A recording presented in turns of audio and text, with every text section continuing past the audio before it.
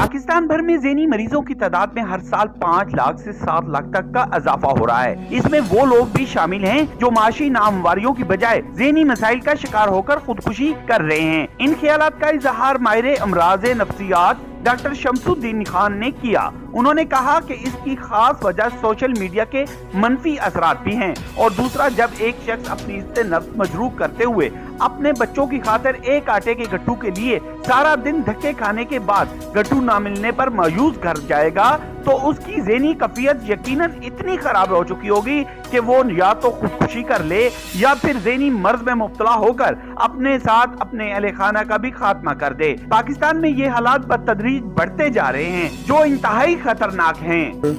Economy crash हो रही है और एक गरीब बंदा जो 400-500 रुपए की दिहाड़ी करता है उसको 500 रुपए में कुछ भी नहीं मिल सकता।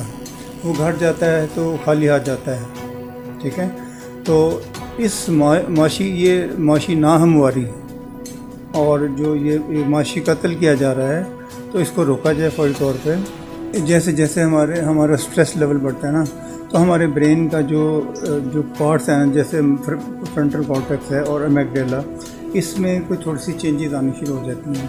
यही कुछ अगर खुदा न खास्ता यही सूरत हाल रही तो कुछ अर्से के बाद ये लोग संभाले नहीं जाएंगे।